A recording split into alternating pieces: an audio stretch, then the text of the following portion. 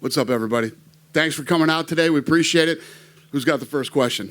Dana, I know earlier this week you said that this fight was tracking as one of the biggest fights of all time. I'm curious if we could get an update on how things look, and if you could say what you think it is about this fight. You know, normally when you fight abroad, you lose some revenue, right, because you lose some attention. So how's it tracking, and what is it about this one that's making it special? Well, obviously, it's, 6 in the morning there right now, so I don't have any updates today, but I will around, noon, 1 o'clock on the West Coast. But the reality is this. I mean, apparently people in the business don't know this, but Khabib is one of the biggest stars in all of sports, not just the UFC. Take this, hold on. I'm having mic issues. He's one of the biggest stars in the sport. I knew somebody was going to ask me this today. And Khabib's videos have generated 222 million views. His content that features him, over 100 million video views this year alone, just on Facebook. Let me point out some of these. He's broken records on Instagram. I mean, I could just rattle off numbers all day here. He's the by far the number one most played character in the video game globally, like by a long shot. And the numbers just go on and on. I could go on for days, but the kid's broke a lot of records. And what makes this fight so big is that people believe that this kid has the style to beat him. So you have all the ingredients for a massive fight. You have a big superstar, and you have a kid who's coming off an incredible win over a highly respected fighter, and many people believe that he has the style to do it. Yeah. And Dana, can I ask you as a promoter, I mean, is there anything exciting, refreshing, fun about a fight of this magnitude that isn't about guys that hate each other? It's not about, bad blood or rivalry. It's just the two baddest dudes on the planet getting ready to get in there. Yeah, I mean, this is these come together every once in a while. It's not one of these fights where these two need to scream at each other and do all this stuff. People know who both of these guys are. They know what they're both capable of, and that's why this fight is so big. Right now, this thing yesterday when I had done some media yesterday, this thing was by far tracking to be the biggest fight we've ever done. Now, as we get into, Thursday and Friday and pre-buys and things like that start to come in, I don't know. We'll see. But that's a damn good place to start on Monday and Tuesday. I'll take it. Khabib, I wanted to ask you, as Dana said, you're a big global superstar. But here I feel like the expectations, the pressure might even be more. I know how much you love being here in Abu Dhabi and the UAE. But is it more difficult to be here because the expectations, the time, the attention that you get here makes it more difficult to compete than maybe in Las Vegas? What's up, guys? Yes, of course, it's a little bit difficult. It's always difficult when you have fight, when you have cut weight, when you have so much pressure on your shoulder. It's always difficult. It's never been. It's like easy, And right now, it's like special time for me. Fighting here in Abu Dhabi with all this pandemic stuff, with all this without crowd, without fans, and I think it's a little bit difficult. Yeah, clearly this would be a huge win for you in your career. It's a big fight. We know that 30-0 mark is out there for you. We don't know who it might be, but if you win this fight and 30-0 is on the line, when would you like to have that next fight? Do you have a date plan that you think that's when I'd like to go for 30-0? Honestly, I don't like this word if. You never know what's going to happen tomorrow. And I'm focused on Justin Gaethje this Saturday night. And what UFC have after this fight, I think you guys have to ask this guy. Because he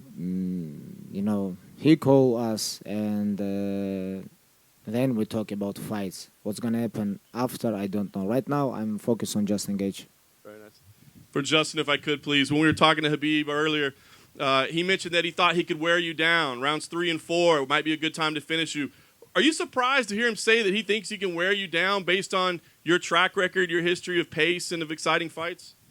No, I know he's, ultimately confident in what he does. He's done it 28 times. So, I expect him to believe that that's going to happen. I've been telling myself that's going to happen, as a matter of fact. And that's what drives me every single day. I'm a performer. I always show up under the lights, and that's what I do. I've been doing this as long as he has. This is ingrained in us. And on Saturday night, I will, leave everything, give everything, and, be proud of my performance. Nice. And last thing for me, Justin, I feel like in most of Khabib's fights, we can see his opponent kind of a moment that person breaks, that person realizes, like, man, this dude's different. He's special. Have you ever been in a position like that where you were tested and you thought, man, this guy might break me? And if so, how do you get through that in a fight? Never in actual competition, but in practice, that's happened many times. My rule is I quit or you quit every single time I go to practice. Whether we're best friends or, enemies, I'm here to get better. And that's what every practice is for me. Again, I've been telling myself that's going to happen. And, I can't wait to surprise myself again. Dana, obviously your excitement for this fight must be off the charts, but how do you actually see it playing out when they're inside the octagon? How does the fight go? I don't know. That's another thing that makes this fight so exciting. I mean, you think you know what he's going to do, and you're pretty sure you think you know what he's going to do, but when they get in there, anything is possible. Again, one of the things that makes this fight so fun and so exciting and so interesting to the world. I know we've had some guarantees in the past, and it's not something you necessarily want to do all the time, but can you guarantee this is going to be a fantastic fight? Tell me the last fight he was in that sucked. I guarantee it. Yeah, when was the last fight he was in that sucked? It doesn't exist, you know what I mean? And I don't have the numbers. I completely forgot about that. But what has he lost? Has he lost 2 rounds in his entire career? He's undefeated, right? But how many rounds has he lost in fights? Just 1. 4? I'd say 0, but they say 1. 1?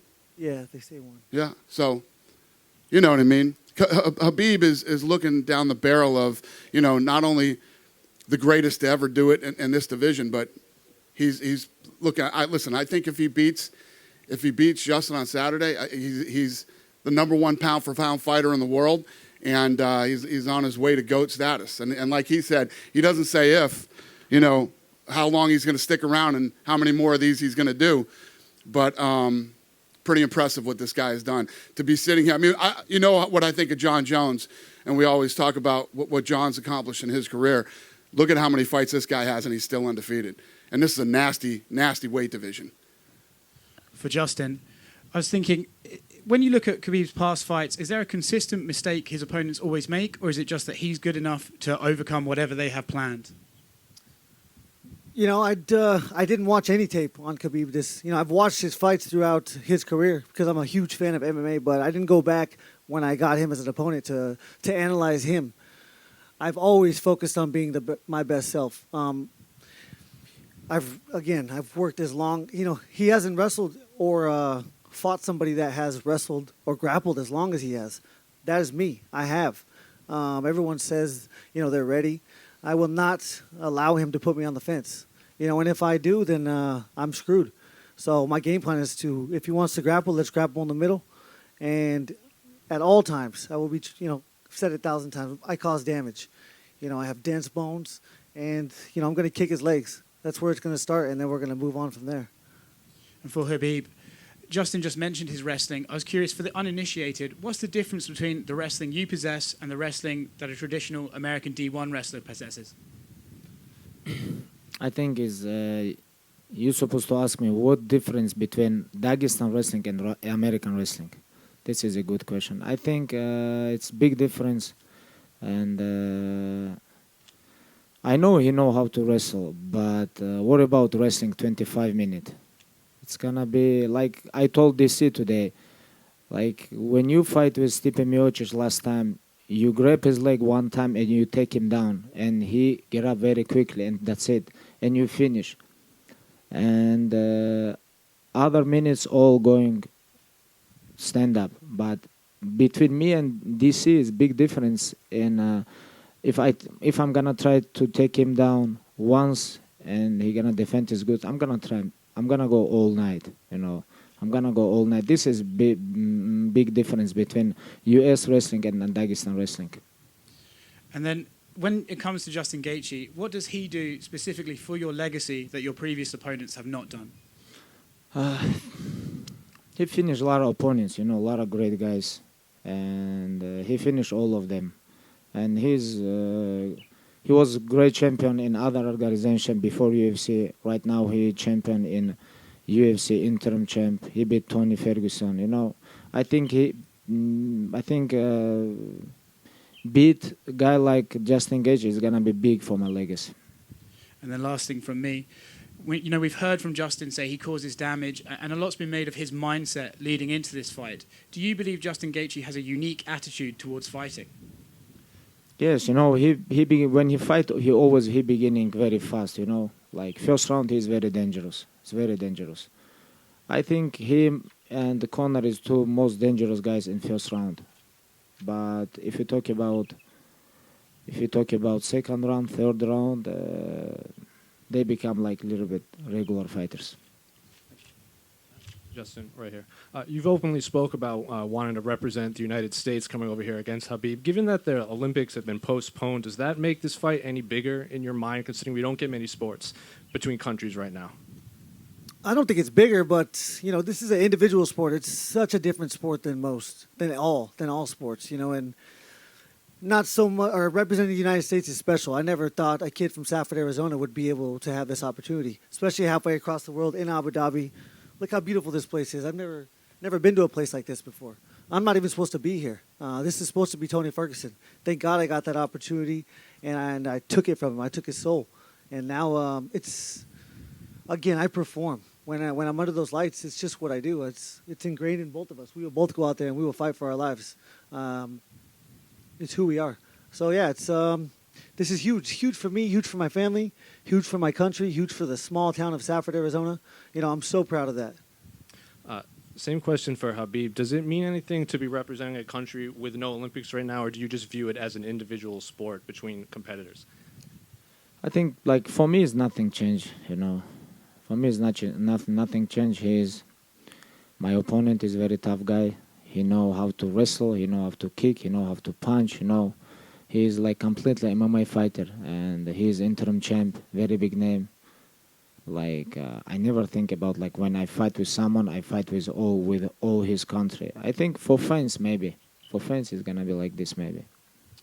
And then you've obviously faced a lot of great strikers in the past, like Edson Barboza, Dustin Poirier, Conor McGregor. How does Justin's striking compare to those, considering most of the narrative is between wrestling? What do you make of his striking? I think he have dynamite on his hands, very good kick. He have very good kick. Like they all good. They all good when they stand up. But when I grab them, it's changed a little bit, you know. And I think more than Dustin and Conor and other guys, he know how to wrestle. It's gonna be a little bit hard. But I prepare myself to try to take him down 100 times.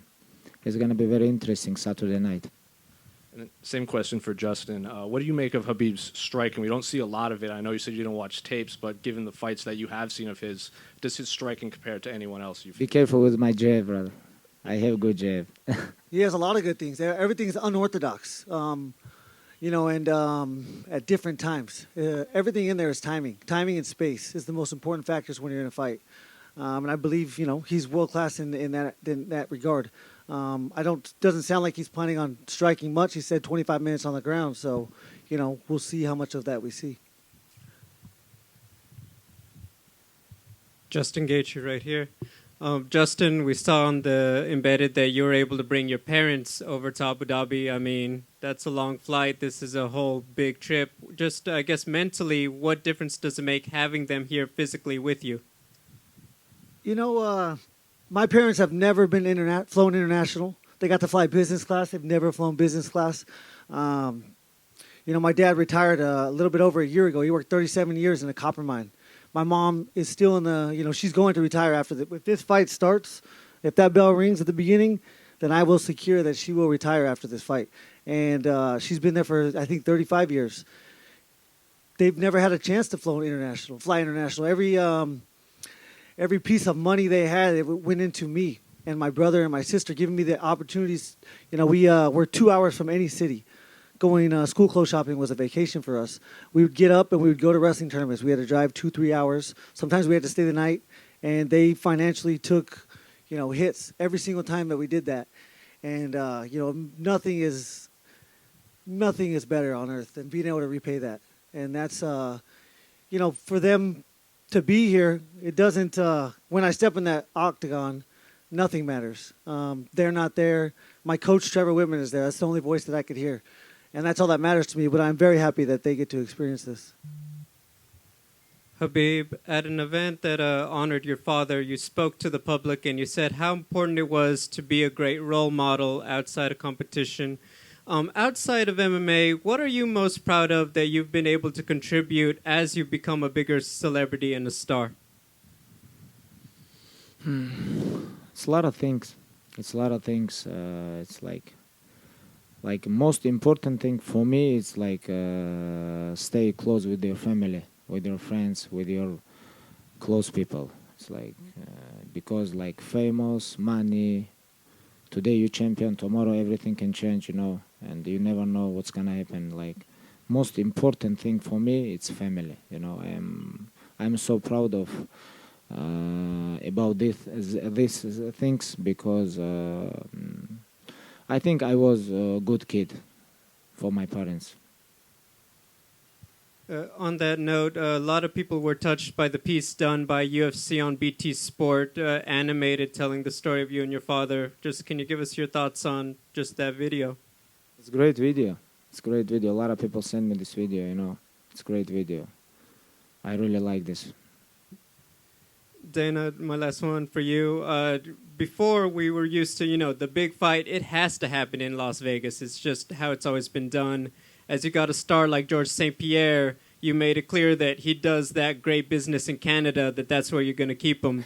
We know you signed a great deal with Abu Dhabi. Is Khabib a guy that you would strictly keep on this side of the world, or do you see him going back to Vegas in the future? Well, the deal that we signed with Abu Dhabi was over the next 5 years, 5 fights in 5 years. And then the pandemic hit, and, we were looking for a place to go, and thank God we ended up here. But no, these fights can happen. If the world comes back to normal, these fights can happen anywhere. Like I say, I'm just looking at Saturday. I don't know what's going to happen in the United States and the rest of the world going into 2021, but I'm hoping, we can get back to normal soon and start traveling around and having fans back.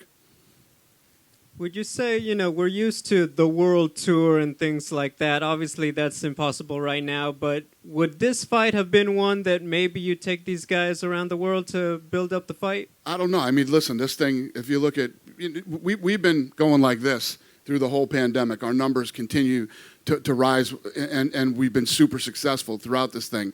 I was just looking at this thing, too. UFC 254 total impressions is 23 billion. So when you start talking about, how is this such a big fight? And it's just, the world is not the same as it was 8 months ago. Everything is completely different now. And, this is a massive fight that didn't even need a world tour to pull 23 billion impressions. It's questions for Justin Gaethje. A couple of weeks ago, Ali came on the Schmozone podcast and talked about a time that you helped Khabib cut weight a couple of years ago for a UFC fight. Is there anything you learned in those intimate moments leading up to this moment that you have here to get the championship crown? Listen, I've been cutting weight my whole life. He's been cutting weight his whole life. There's nothing fun about it. So if I'm around and you're struggling, then I'm going to lend a helping hand. It doesn't matter who you are. I just happened to be in the situation at the time, and it's who I am. It's nothing more than that. I didn't go into the situation to learn about him or about his mindset. I was there to help because he needed some help at the time, just in that 1 minute. It's questions for Khabib. You want to be known as the greatest of all time, or one of the greatest of all times. You have a lot of respect for the Mike Tysons, the Muhammad Alis. What is there left in your career if you beat Justin Gaethje to prove for you to be in that conversation? Like Muhammad Ali, he's on different level. I think it's like Mike Tyson is almost same level, but like personality, Muhammad Ali is like different level, And for me, become like this, I don't know.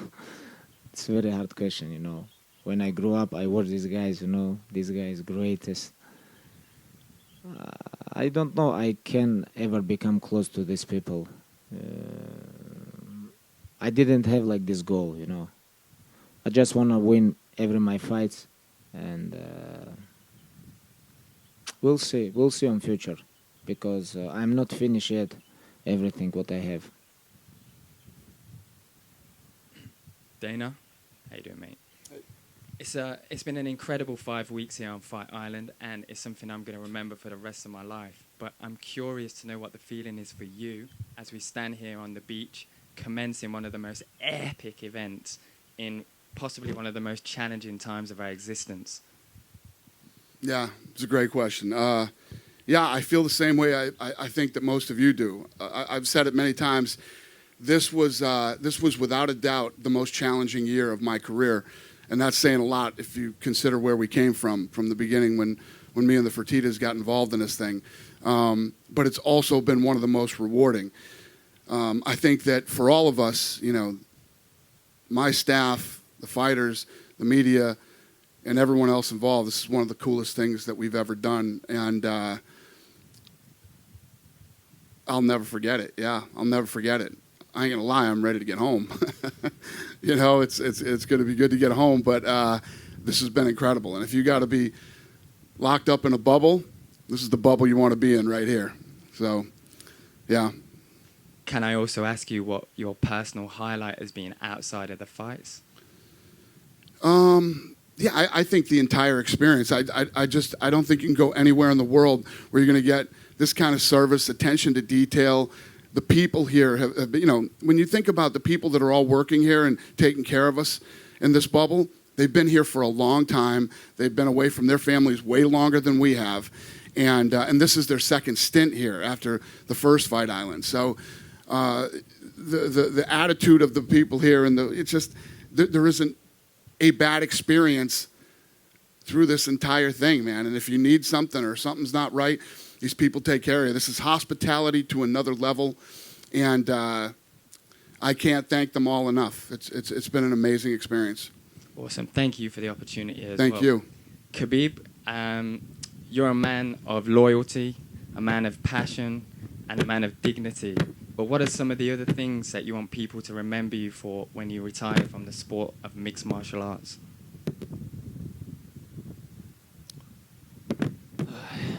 I don't know. When I'm retired, I just want to retire like undisputed, undefeated UFC lightweight champion. And here in sport, I have this goal. Without sport, without octagon, honestly, I don't know. I have a lot of goals. And we'll see. Thank you. Justin, after UFC 244, Dustin mentioned that during the aftermath that he felt like the away fighter. I'm curious to know, do you feel like you're on enemy turf here?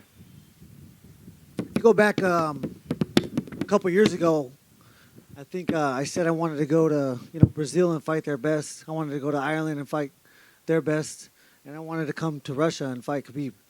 That's the chaos. They don't wish they wish ill on you. They don't necessarily want you to die or anything, but that hostility is what I thrive in, and I can't wait for there to be people back up. If there was 100,000 people in there wanting me to die, it would be fantastic. It would be such a great feeling. Thank you, my friend. All right, thank you guys. We appreciate it. I'm going to square these guys off for photo ops.